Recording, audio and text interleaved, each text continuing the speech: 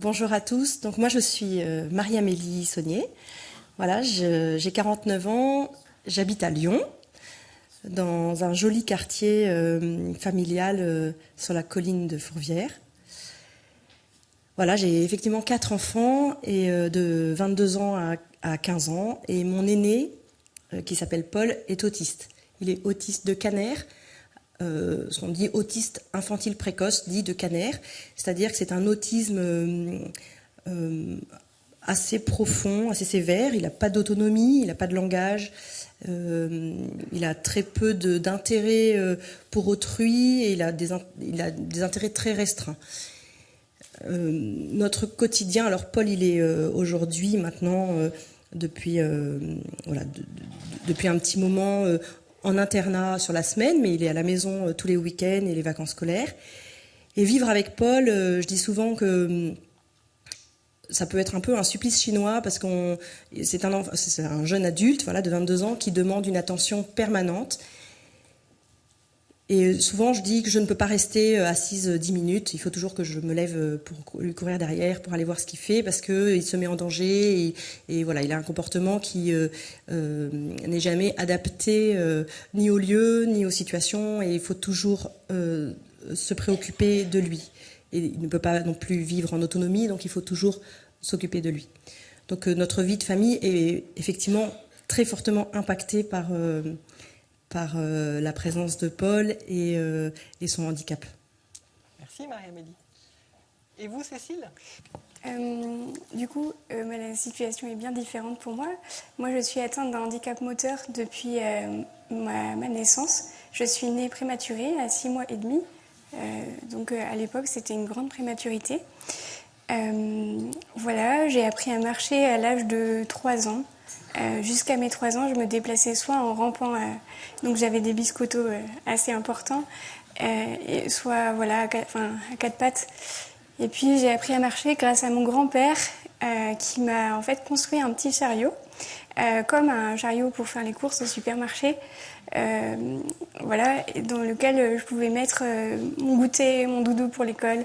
Et grâce à ce grand-père, j'ai fait mes premiers pas et j'ai pu aller à l'école. Voilà. Ensuite, on suivit pas mal de rééducation. J'ai eu plusieurs opérations. Voilà, mais j'ai un parcours sinon autrement tout à fait classique. J'ai fait des études, normales. Voilà, aujourd'hui je travaille. Je suis graphiste.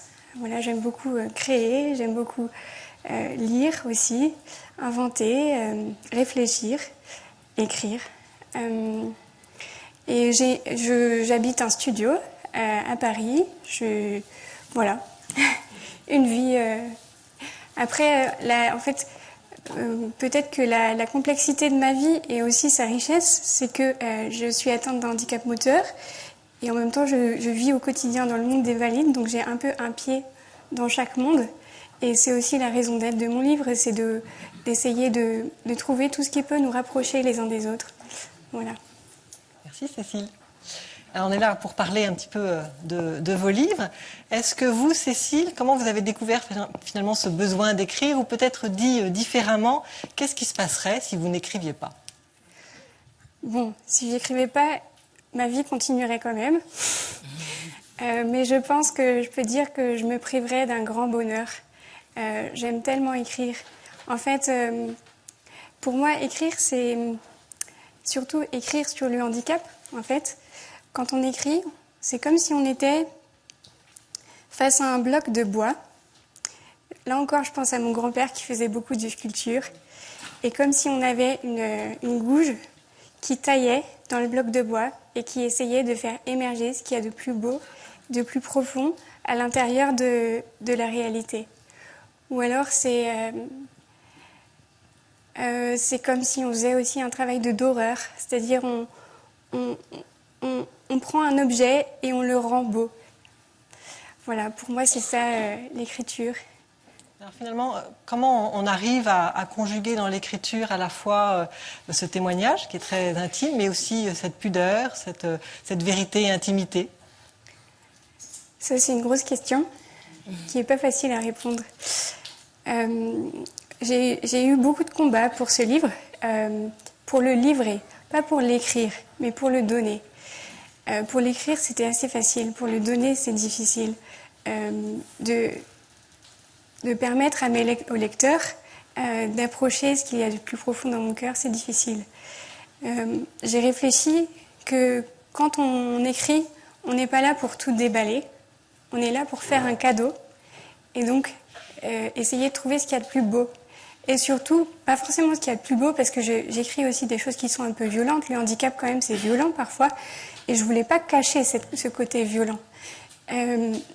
Mais ce qui va en tout cas faire grandir le lecteur, ce qui va pouvoir le rejoindre dans ce que lui vit et l'aider à grandir. Et puis, il y a une amie qui avait écrit un livre avant moi et qui m'avait dit « Cécile, il faut rien que tu n'écrives il faut rien regretter. Ne regrette rien de ce que tu mets. Si tu es tenté de regretter, tu l'enlèves. » Donc j'ai supprimé plein de pages. Donc là, ce que vous avez, voilà, je donne, enfin, ce qui est dans ce livre, c'est tout ce que j'ai donné sans rien regretter. Et je me suis aussi dit que ce qui, moi, me faisait violence, ferait violence au lecteur. Et ce qui serait juste pour moi, serait juste aussi pour mon lecteur. Et je trouve qu'il faut essayer de sentir ce qu'on a au fond de soi et les émotions qui nous traversent, jusqu'où on peut aller et à quel endroit il faut s'arrêter. C'est un peu comme... l'image qui me vient, c'est un peu comme si j'étais dans un safari. Alors, ça m'arrive pas tous les 4 matins d'aller au safari. Mais en fait, l'écriture, c'est un travail d'approche. C'est-à-dire, on approche, on regarde le lion qui est loin, on approche, et là, on s'arrête pile au moment où il risque de bondir sur nous. Voilà. Pour moi, c'est ça. C'est ça la limite entre la pudeur et le trop. Voilà. Une belle image, merci. Et en fait, en vous lisant, alors je ne sais pas si certains d'entre vous ont lu aussi le livre de Cécile, mais moi, en vous lisant, j'ai pleuré, j'ai ri, enfin, j'ai eu plein de sentiments, j'ai eu même un sentiment aussi d'admiration aussi dans tout ce que vous écrivez. Est-ce que vous aussi, quand vous écrivez, vous avez cette envie de dégager une émotion pour le lecteur, ou est-ce que vous aussi, vous traversez un certain nombre de sentiments? Ça ne s'est pas passé comme ça pour moi, pas tout à fait. En fait, moi, ce qui me vient, ces pages que j'ai écrites, c'est vraiment des visages, c'est des rencontres. À chaque fois, ce qui m'a guidée, c'est les rencontres, c'est les regards, c'est les soignants qui m'ont tellement bien soignée, c'est mes parents, ma famille, les gens proches, ma tante, voilà, mes amis proches. Chaque page, pour moi, c'est comme si... C'est comme s'il y avait une main tendue, comme s'il y avait un enfant à serrer dans mes bras, comme s'il y avait... voilà, c'est une rencontre à chaque fois, plus que des émotions. Chaque page, j'essaye d'allumer une petite lumière sur un chemin, et voilà, et j'espère que ça nous fait aboutir à la méga grosse lumière qui nous attend au-delà, quoi. Voilà. Bon, merci. Alors, Marie-Amélie, j'ai envie aussi de savoir un petit peu comment est né ce livre, qu'est-ce qui s'est passé? Alors, ce livre, c'est d'abord la compilation des chroniques que j'ai pu écrire pour la revue Ombre et Lumière sur la période de l'adolescence de Paul, depuis l'âge de ses 14 ans, si je me souviens bien. Voilà, c'est d'abord ça. Moi, c'était pas forcément évident d'en faire un livre. J'écrivais ces chroniques avec jubilation, j'ai toujours aimé écrire, mais j'avais pas forcément l'idée de les regrouper. Et voilà, et on a parlé longuement de faire ce livre avec Cyril, qui est le rédacteur en chef de la revue Ombre et Lumière. Et voilà, j'étais pas forcément au départ complètement partante, et puis il y a eu plusieurs choses qui m'ont poussée à dire oui. L'idée que Paul, en grandissant, était de moins en moins visible pour la société. C'est-à-dire que il est de plus en plus difficile pour moi de l'emmener avec moi, que ce soit pendant les vacances en famille ou dans différentes activités que je peux avoir. Voilà, donc son comportement est vraiment compliqué, et puis il est très grand, il est costaud, donc c'est beaucoup d'énergie, et c'est vrai, et puis il est pensionnaire, c'est vrai que voilà, c'est difficile de l'emmener, et les personnes me disent souvent merci de nous permettre de l'approcher quand ils le voient. Et je me suis dit, c'est intéressant de montrer ce que c'est que la vie avec un adolescent et un jeune homme autiste. Ce que c'est que notre vie qui est finalement peu médiatisée. On parle beaucoup des jeunes autistes, mais l'accès à l'âge adulte, c'est moins médiatisé. Et puis des rencontres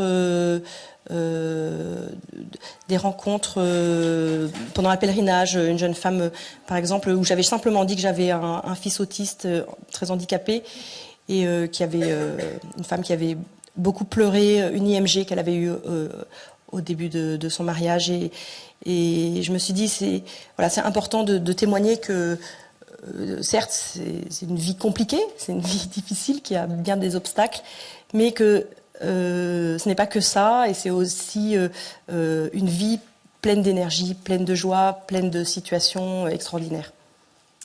C'est vrai, c'est que quand j'ai lu votre livre, si j'avais le talent de Cécile, j'aurais eu envie en fait de dessiner, parce que je trouve que vous donnez des tranches de votre vie, c'est très concret. On aurait envie de dessiner un petit peu toutes ces scènes de vie. Qu'est-ce qui se passe quand vous posez comme ça par écrit vos mots, MOT, mais aussi vos mots, vos douleurs, qu'est-ce qui se passe? Alors, moi, je rejoins un peu Cécile, c'est-à-dire que je cherche toujours à écrire en vérité, c'est-à-dire que je cherche pendant longtemps mes mots pour être sûre de livrer quelque chose qui soit vrai dans ce que j'ai vécu. Alors c'est souvent dans le livre, c'est souvent des situations de vie. Voilà, j'essaie d'être juste, d'être en vérité. J'essaie aussi, je n'écris pas sur tout, c'est-à-dire que voilà, il y a des choses que je ne souhaite pas, des sujets que je ne souhaite pas aborder, qui sont trop douloureux pour moi, par exemple. Donc je suis en vérité, mais je choisis mes sujets. Et je n'écris que si ce que j'ai à dire peut apporter quelque chose une solution, quelque chose de positif pour le lecteur. Je pense beaucoup au lecteur, et je pense beaucoup à des lecteurs qui pourraient être dans ma situation. Et voilà, je me dis, voilà, j'ai eu une situation, il m'est arrivé telle chose avec Paul, ça a été vraiment compliqué. Comment je m'en suis sortie? Finalement, ce qui m'intéresse là-dedans, c'est comment je garde de la joie, comment je garde voilà, une énergie malgré les galères, en fait. C'est un peu ça. Donc si je n'ai pas trouvé la solution, la porte de sortie, je ne vais pas forcément écrire. Alors les premiers mots, c'est finalement le titre de votre livre. Est-ce qu'on peut revenir un petit peu sur pourquoi ce choix à chacune? Pour vous, Cécile, corps fragile, cœur vivant.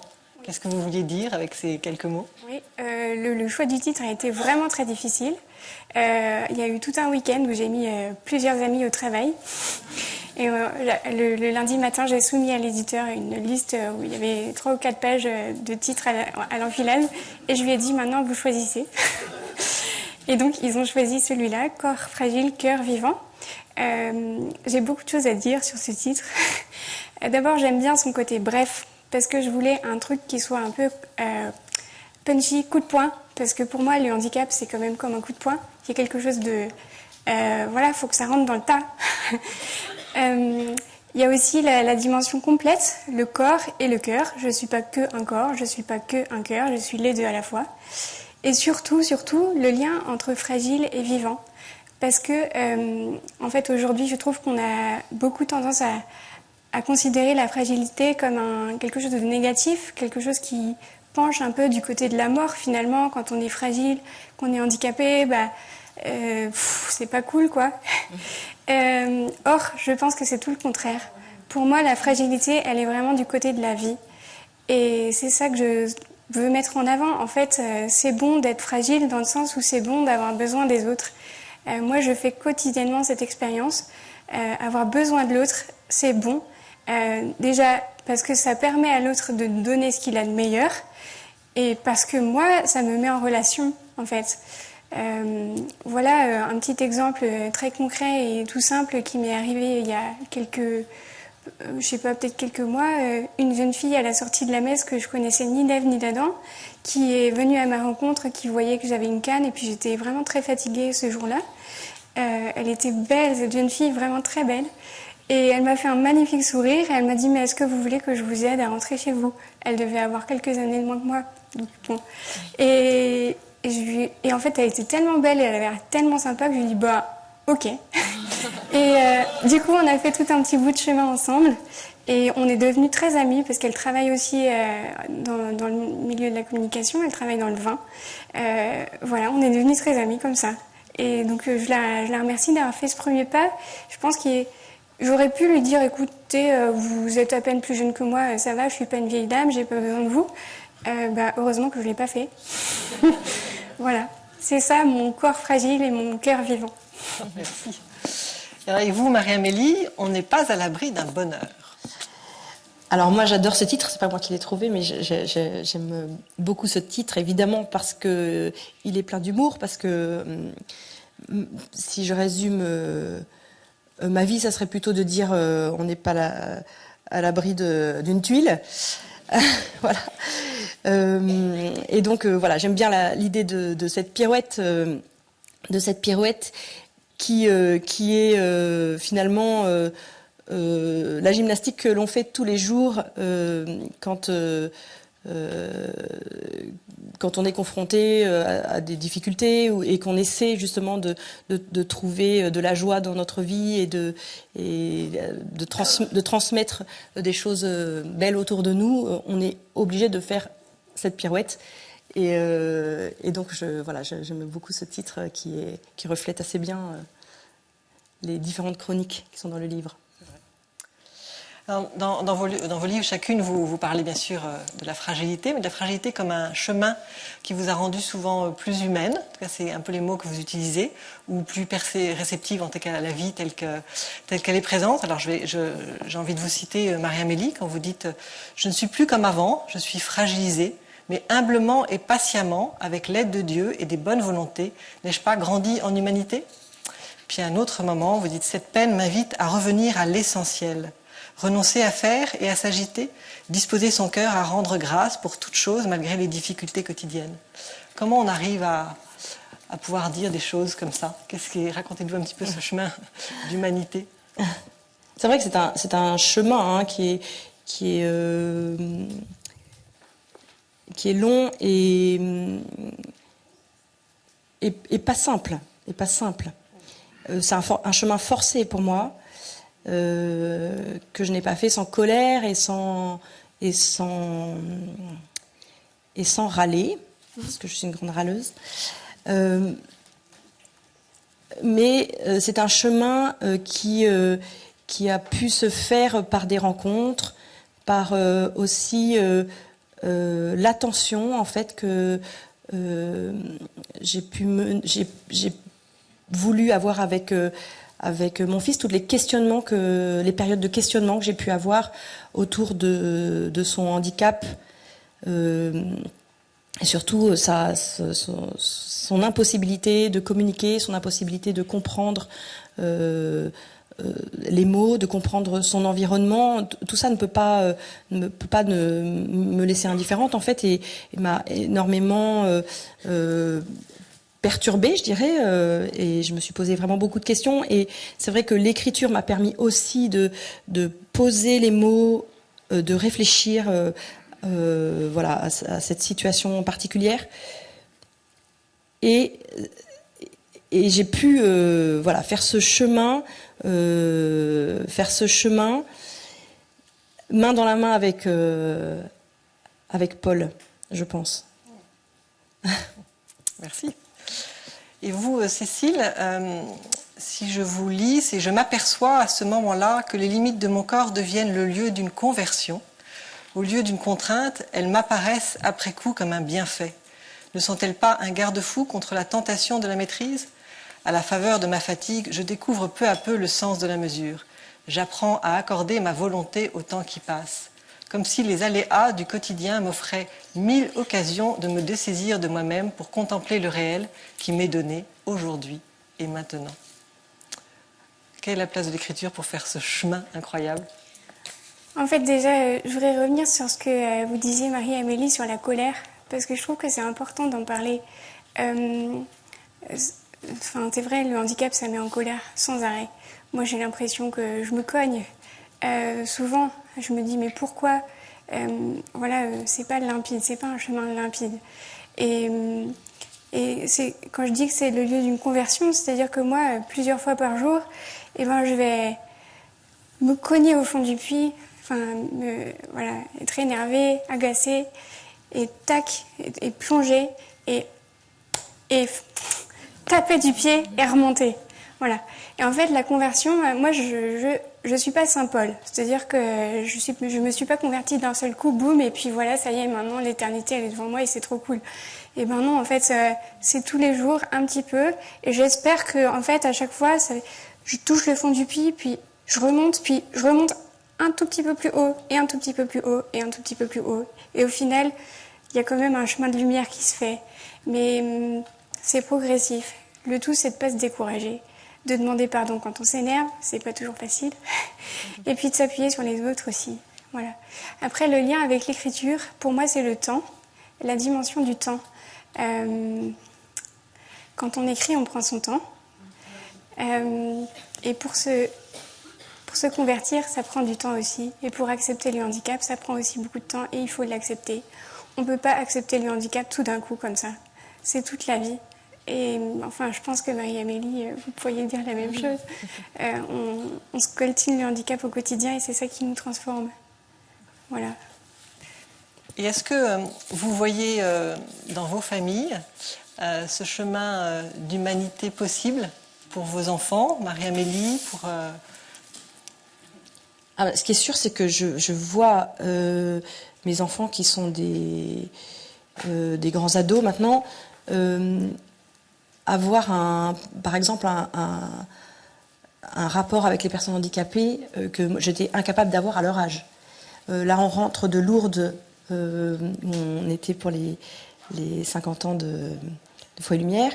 J'ai vu mes enfants tellement heureux dans ces grands temps festifs et tellement heureux de partager du temps avec des personnes porteurs de trisomie ou des personnes porteurs de tout type de handicap mental que j'étais extrêmement touchée en fait de voir que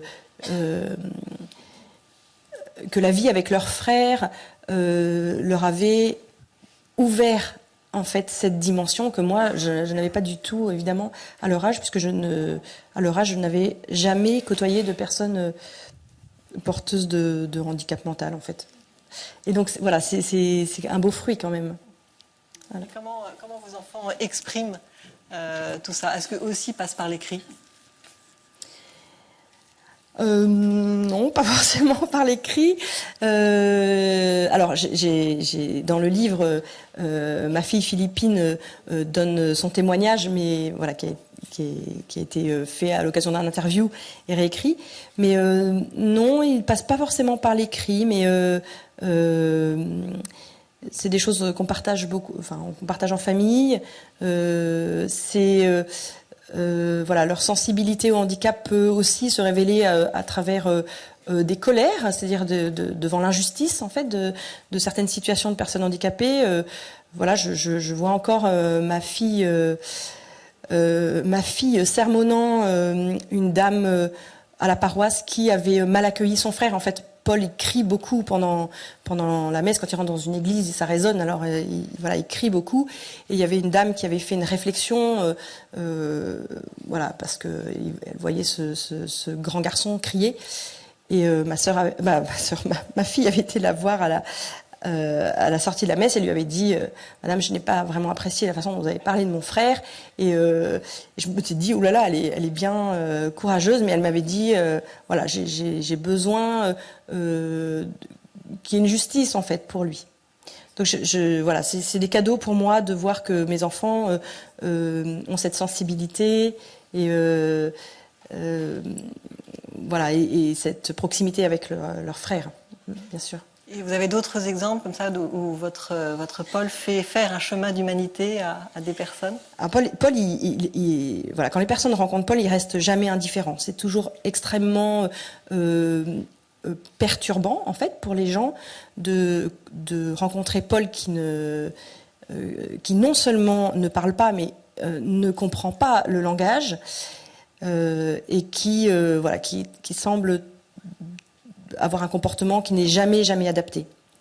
C'est toujours très particulier. Je me souviens d'une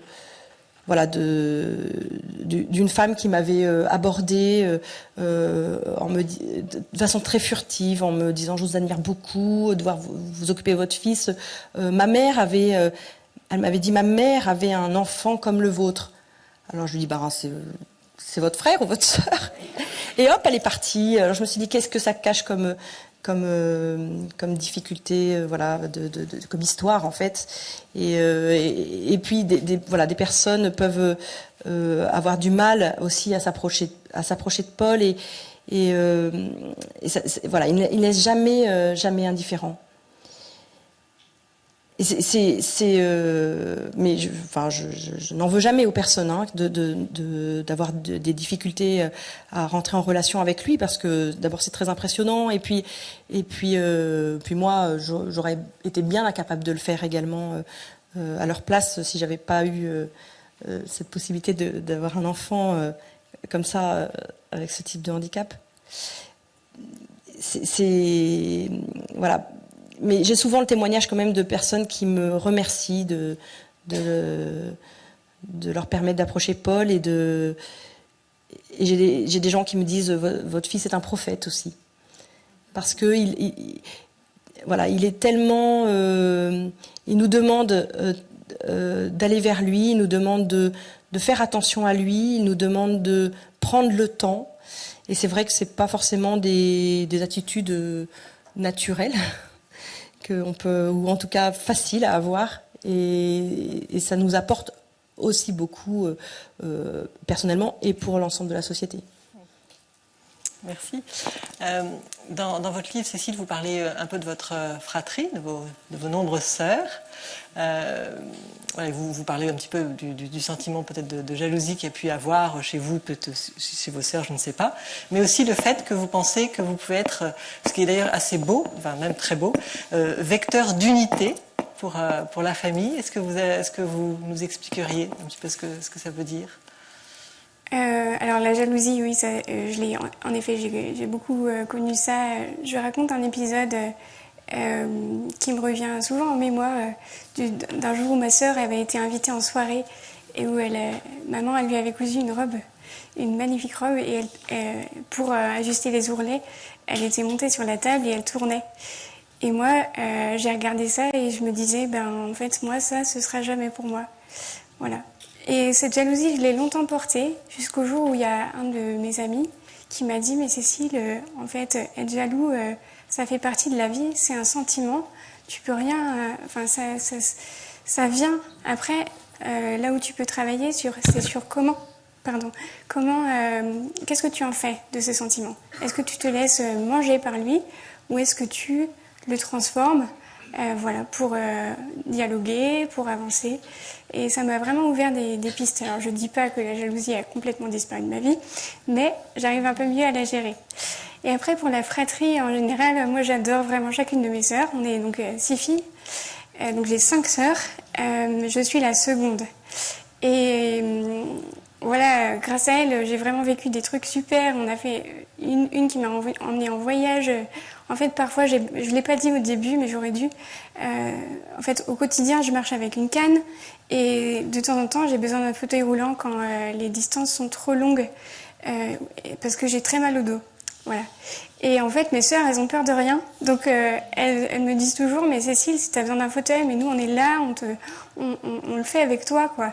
Et en fait, à chaque fois que je suis avec elles, c'est l'aventure. Et après, je pense que le handicap m'a rendue...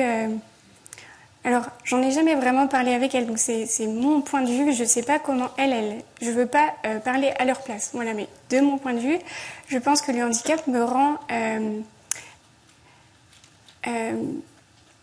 un peu, comment dire, résiliente. Donc, j'arrive peut-être mieux que d'autres à surmonter des difficultés.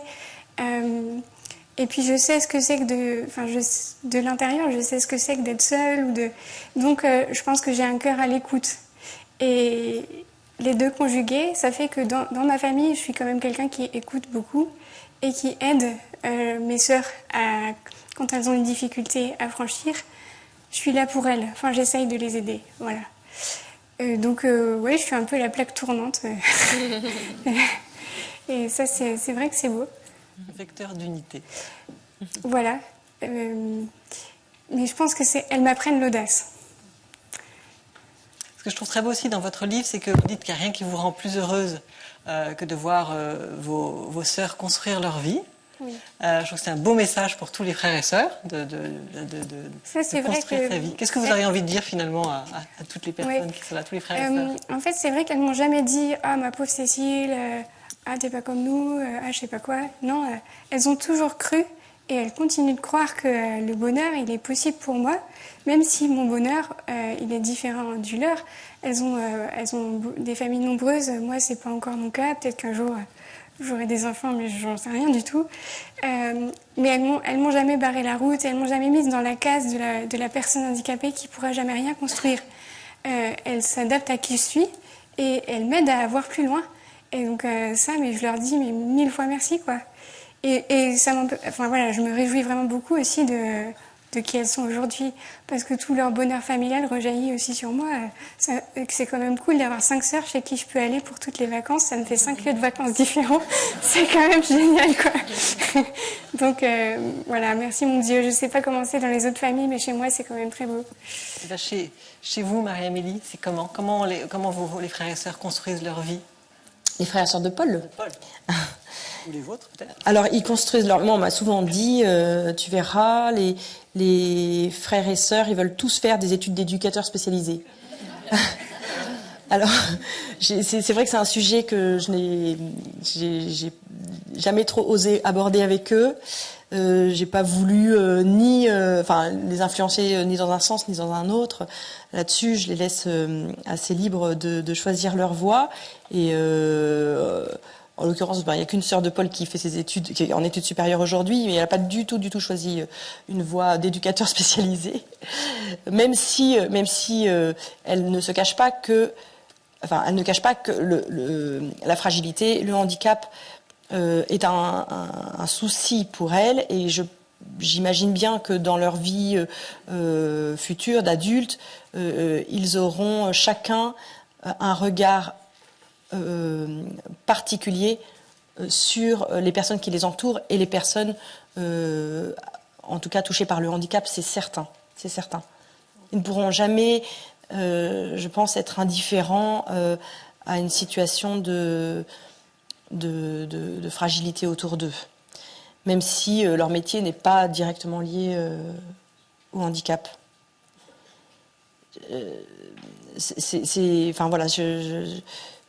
Pour moi, en tout cas, c'est une grande joie de voir ça chez eux se développer. Mais après, alors dans les relations, Cécile, vous parliez des relations fraternelles, c'est toujours passionnant, hein, les relations fraternelles, quand en plus dans la famille il y a ce sujet d'un des membres de la famille qui est plus fragile, qui a une faiblesse. Moi, j'aime bien l'idée que les frères et sœurs bousculent un peu. C'est-à-dire que je vois vos sœurs vous ménagent pas, même si elles sont, même si évidemment c'est une grande ressource. Alors après, chacun avec leur personnalité, évidemment réagissent différemment, puis avec leur place dans la fratrie également. Mais ils sont capables de dire des choses parfois un peu dures sur leur frère. Qu'il est casse-pied, qu'il nous empêche de faire plein de choses. Voilà, ils peuvent l'exprimer. Voilà. C'est plutôt sain. Merci. Alors, vos livres sont aussi des vrais témoignages de foi. Comment l'écriture participe en fait à ce chemin? Est-ce que c'est une façon de relire qui vous permet de faire ce chemin? Qui veut commencer? Vas-y. Alors c'est vrai que comme moi j'ai dû faire ce travail de relecture de l'ensemble des textes que j'avais pu écrire tout au long de l'adolescence de Paul, ça m'a obligé un peu réfléchir d'où j'étais partie et où j'en étais aujourd'hui. Et je dois dire que effectivement il y a un vrai chemin de foi qui m'a sauté aux yeux en fait avec cette relecture qui est quand on est dedans on réalise pas forcément, mais effectivement en prenant ce recul j'ai réalisé que je pouvais avoir une foi extrêmement intellectuelle. Comme je disais tout à l'heure, moi j'avais jamais eu de contact dans ma vie étudiante, dans ma jeunesse avec le handicap par exemple. Et la fréquentation du coup la venue de Paul et puis du coup l'ouverture à d'autres personnes handicapées, puisque avec Paul, eh bien moi j'ai rencontré des tas de personnes porteuses de handicap. Ça m'a permis peut-être d'avoir une foi plus incarnée dans la charité fraternelle. Peut-être aussi tous les questionnements que j'ai pu avoir sur l'intérêt de la vie de Paul, l'accès de Paul au sacrement, par exemple, qui a été des questions très difficiles pour moi de comprendre si c'était possible ou pas. J'ai eu beaucoup je sais pas si on peut dire de colère, ou en tout cas de colère sur l'injustice de notre situation qui nous empêchait de nous engager, d'avoir des engagements, d'être tout le temps plutôt en situation de demander de l'aide. Voilà. Donc tout cela, tous ces questionnements, toute cette fréquentation de la fragilité progressivement a fait évoluer ma foi, qui est passée, je dirais, alors si je prends un peu des raccourcis, de la volonté d'être exaucé, c'est-à-dire de prier pour une guérison, de prier pour être exaucé, à la joie de savoir que finalement le plus important c'était d'être accompagné et que Dieu était présent à mes côtés. Voilà. Et c'est vrai que aujourd'hui je peux dire que ma foi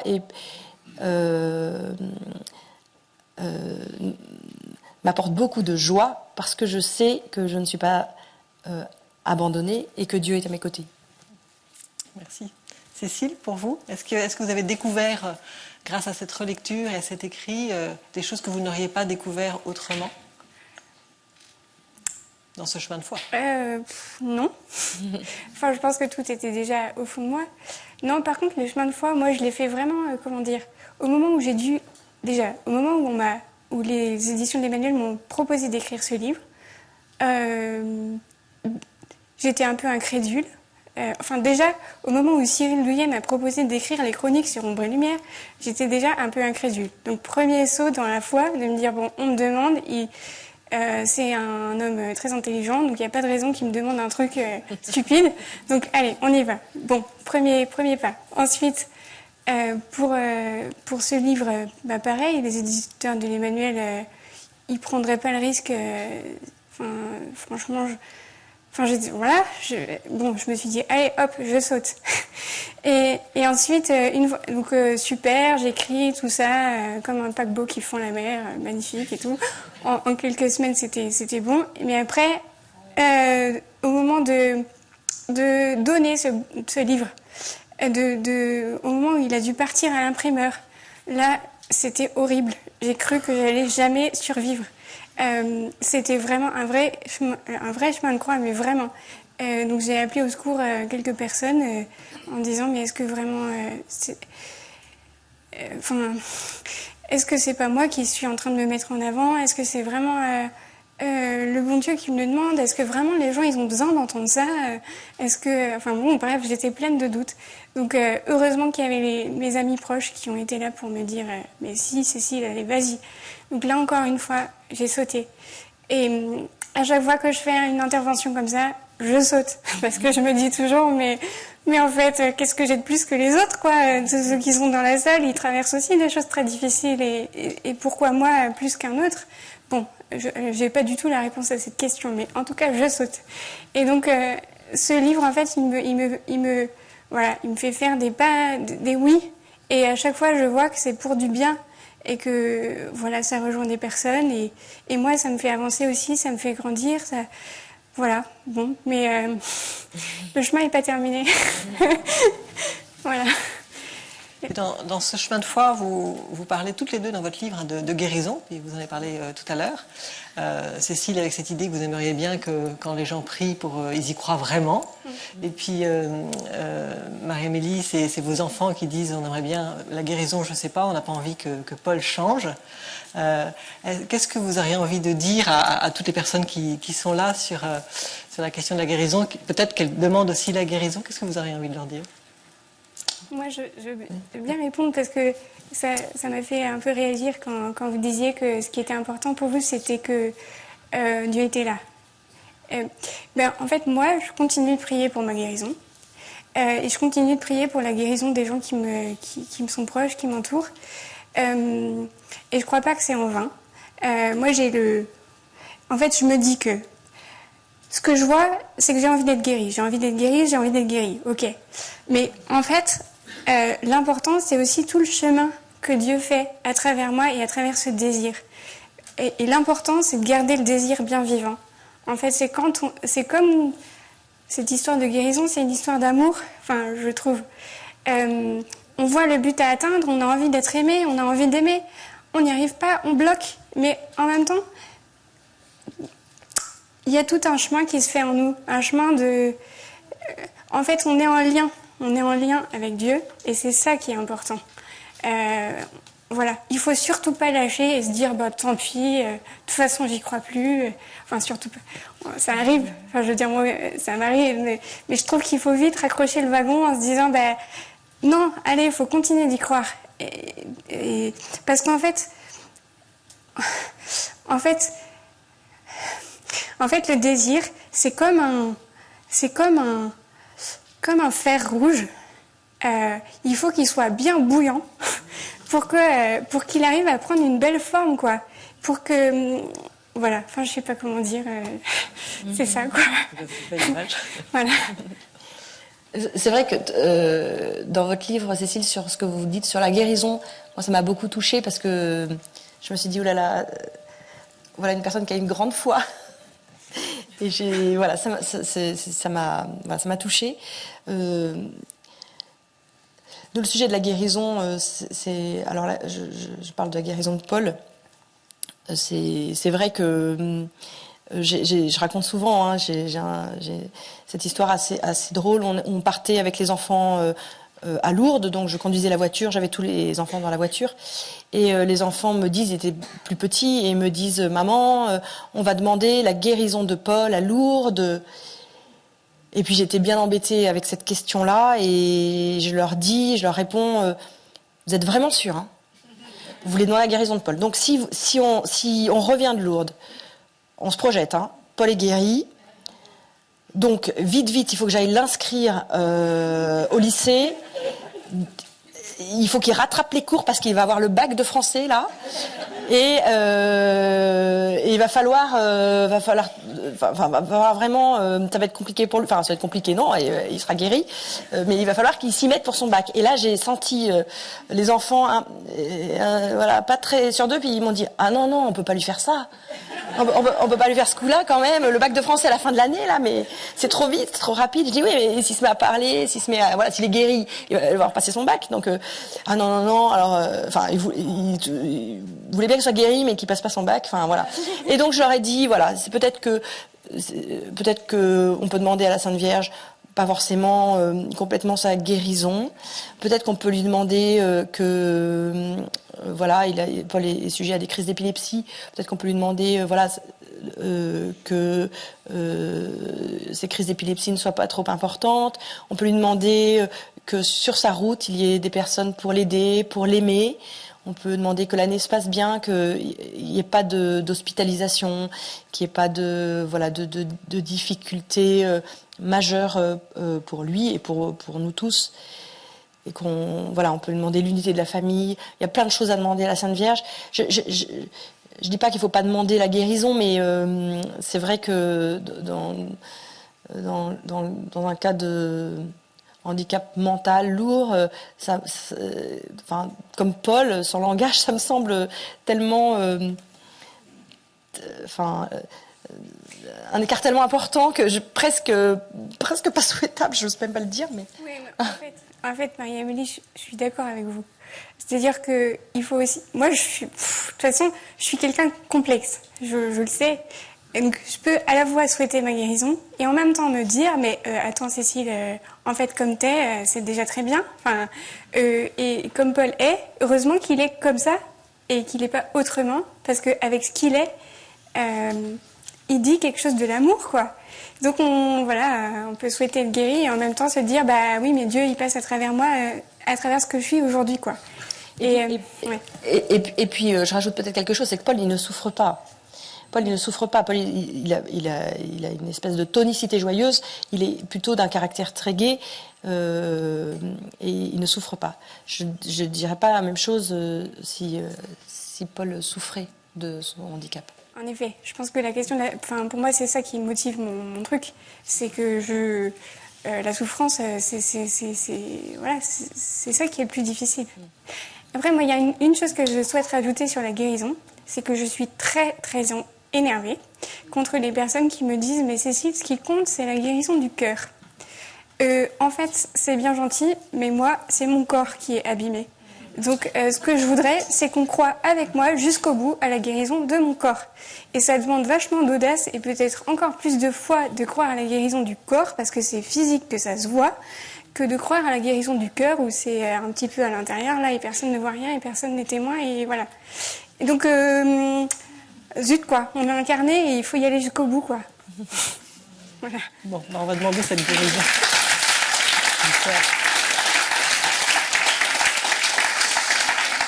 Merci.